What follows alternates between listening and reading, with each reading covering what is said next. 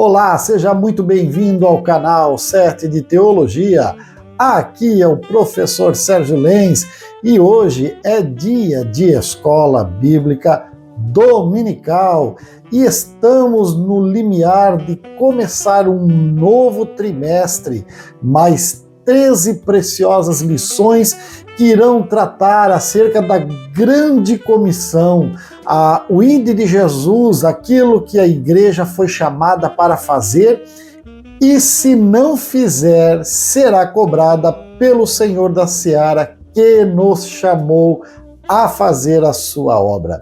E antes que nós leiamos tudo que está proposto para esta lição, eu quero lembrá-lo quanto é importante que você se inscreva no canal, que você compartilhe este vídeo e deixe o seu like se gostou, inclusive fazendo o seu comentário logo abaixo, tá? Mas não deixe de inscrever-se porque isso é importante e fortalece o nosso trabalho. Pois muito bem, o tema da lição deste próximo domingo, que será dia 1º de outubro de 2023, é claro, um tema bastante importante para a vida da igreja.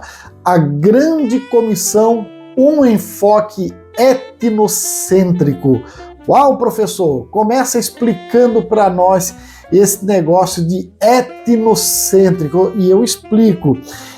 Seria o ato de julgar uma cultura baseada na sua própria cultura, nos seus conceitos, nos seus valores de vida. Então, a grande comissão, naturalmente, ela tem pontos positivos e negativos no que diz respeito ao trabalho efetuado pela igreja ao longo desses quase 2000 anos, porque quando eu saio da minha cultura e vou para uma cultura diferente, pregar o evangelho, é muito natural que eu leve traços étnicos, traços da minha própria cultura, e às vezes é bom, mas às vezes atrapalha. Mas vamos lá, a lição traz aí no texto áureo, conforme você está vendo na tela, e disse-lhes: ide por todo o mundo, pregai o evangelho a toda criatura. Se tem um texto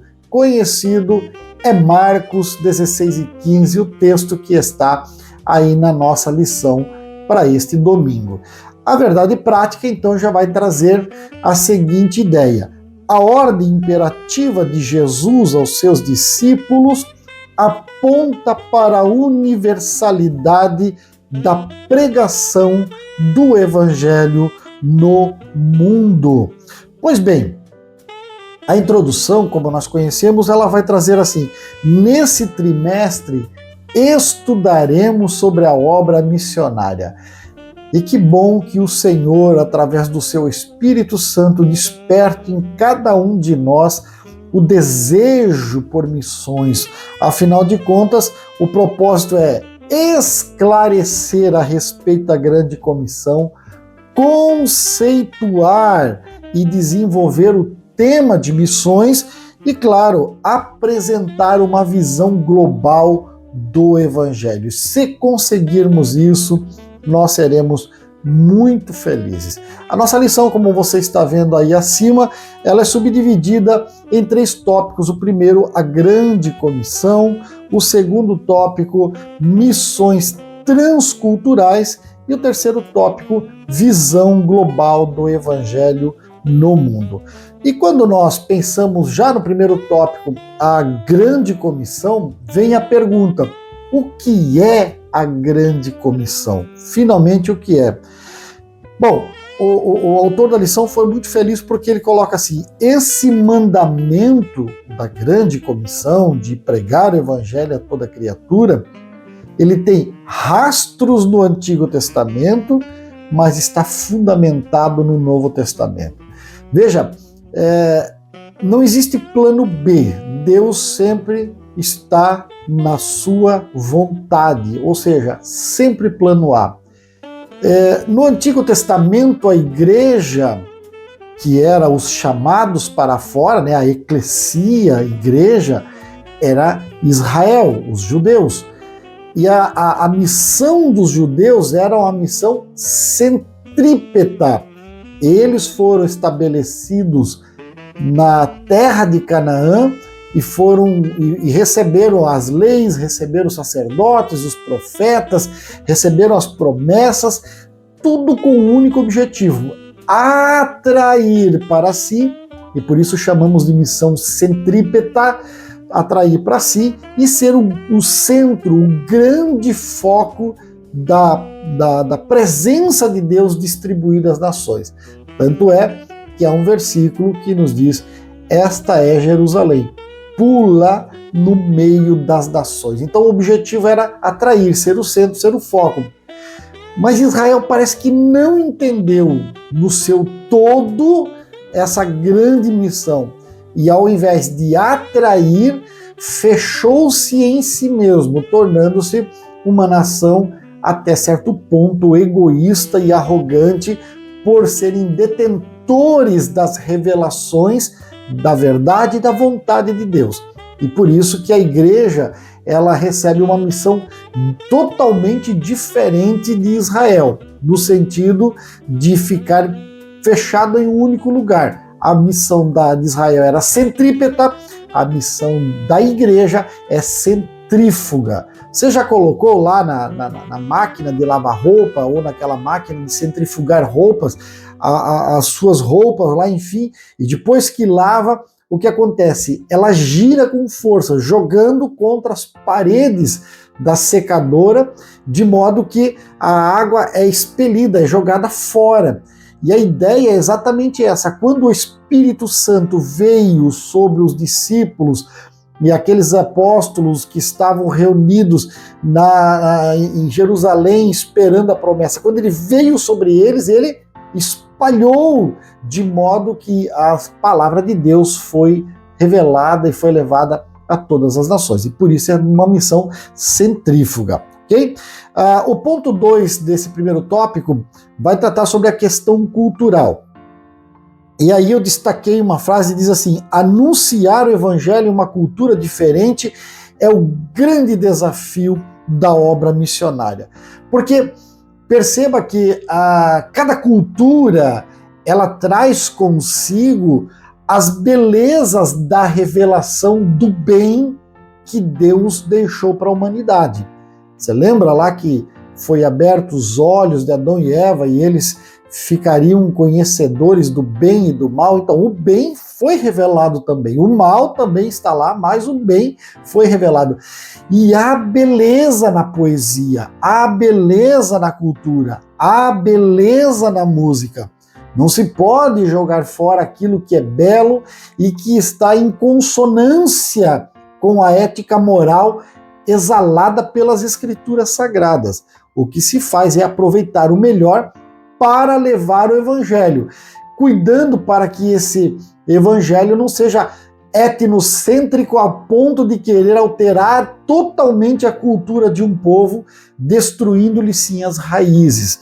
Perceba então, há uma cultura rica em beleza e bondade, mas nessa mesma cultura também há a mancha do pecado. E é esse que o evangelho, o ID de Cristo, deve levar as pessoas a confessar, que são pecadores e que necessitam do arrependimento para serem salvos por meio de Cristo e o seu sacrifício vicário. No ponto 3 ainda, a ordem de fazer discípulos, e eu achei muito interessante esse ponto, porque ele diz a palavra nação aqui no evangelho, a todas as nações, fazer discípulos todas as nações, vem do termo etnos.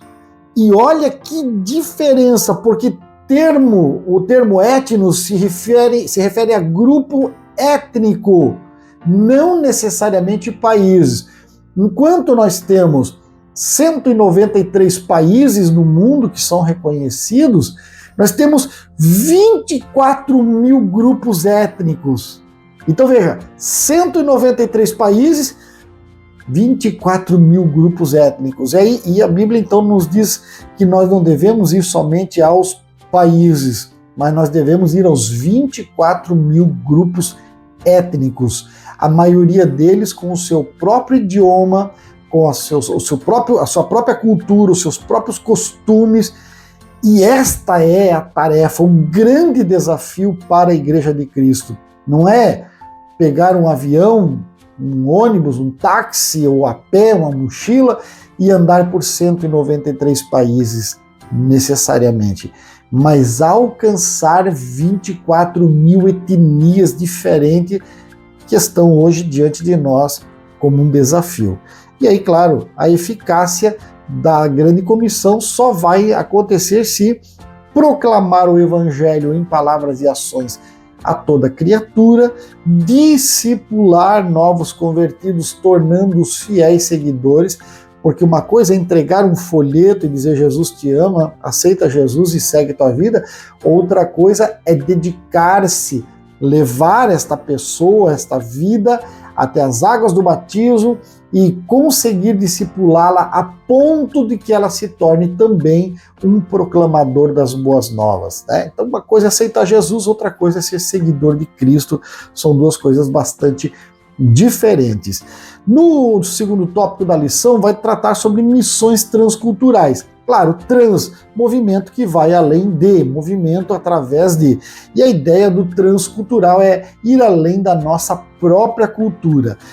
E a visão transcultural da Bíblia, conforme o comentador nos coloca, diz o seguinte: Deus não escolheu outra instituição, por mais poderosa financeiramente que seja para esse empreendimento.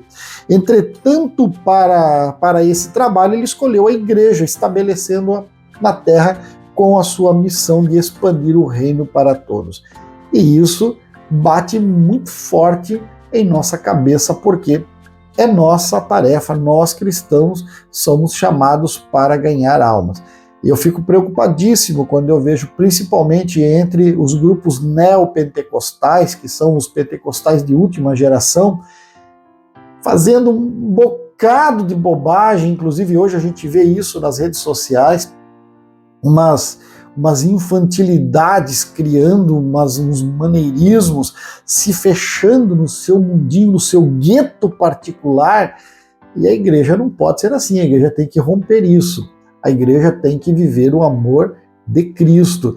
Quando as pessoas que estão manchadas pelo pecado, que odeiam a Cristo e a igreja, quando essas pessoas receberem os verdadeiros cristãos, aqueles que vão com um ato, um gesto de amor e que se doam para o evangelho e para as vidas, aí começará a haver a transformação verdadeira. Enquanto a igreja, ou alguns representantes do segmento da igreja, principalmente neopentecostais, permanecerem nesses atos de tolice, nessas coisas loucas, e que até, se não fossem trágicas, seriam cômicas em alguns aspectos, nunca alcançaremos de maneira transculturalmente os povos conforme a Bíblia nos orienta. Há barreiras para as missões transculturais. Claro, há barreiras geográficas, ainda que em nossos dias nós já tenhamos muito mais facilidade, porque nós temos meios de transporte, meios de locomoção muito diferente dos dias dos apóstolos, que apenas onde o Império Romano construiu estradas que havia alguma facilidade.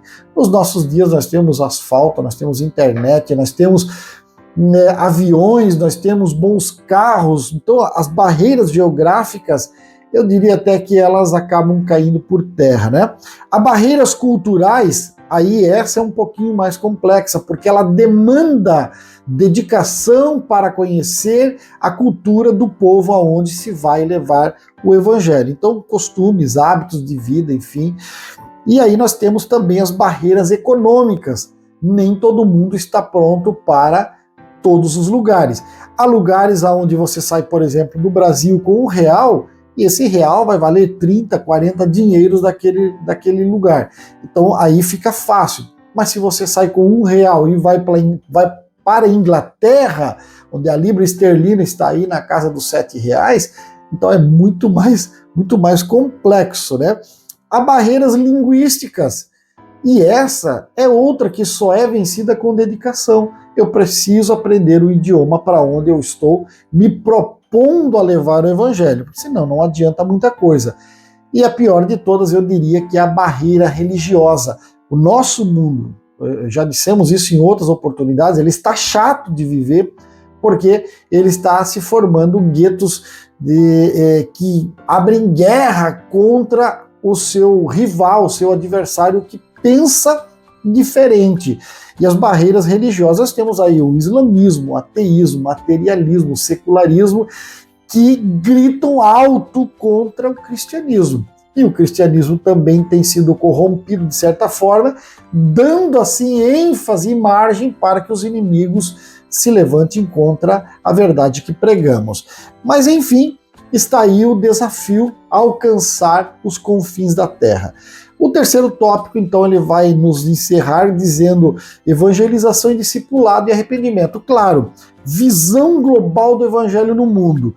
Evangelização e discipulado não são excludentes, ou seja, não competem entre si. Evangelização e discipulado são o mesmo tema de um assunto único, salvação. Então, pratica-se o evangelismo para salvar, pratica-se o discipulado para fortalecer os salvos. E esse faz parte de um processo único. E aí o último tópico, que é o arrependimento e capacitação do espírito. Na missão transcultural, a mensagem missionária tem que levar em conta o apelo ao arrependimento para recebimento do perdão dos pecados. A igreja não pode colocar a sua cultura, a igreja não pode colocar o seu tradicionalismo, a igreja não deve colocar o seu pensamento humano, a igreja deve levar os homens a se arrependerem dos seus pecados. Aquilo que não está em consonância com a palavra de Deus precisa ser buscado de maneira veemente como fonte de arrependimento para perdão de pecados, e isso será a missão. O restante depois virá com o tempo, né? A lição vai terminar dizendo: temos um grande desafio em missões transculturais, alcançar o mundo inteiro com a mensagem genuína do Evangelho. Por isso, como Igreja de Deus, somos chamados a sair de Jerusalém em perspectiva de alcançar os confins da terra.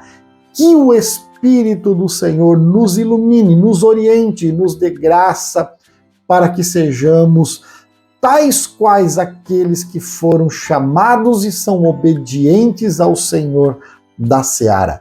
Eu te espero domingo pela manhã, 9 horas, na Escola Bíblica Dominical. Um forte abraço, fique com Deus, afinal de contas Ele era, Ele é, Ele será sempre o maior, o melhor e o mais fiel companheiro.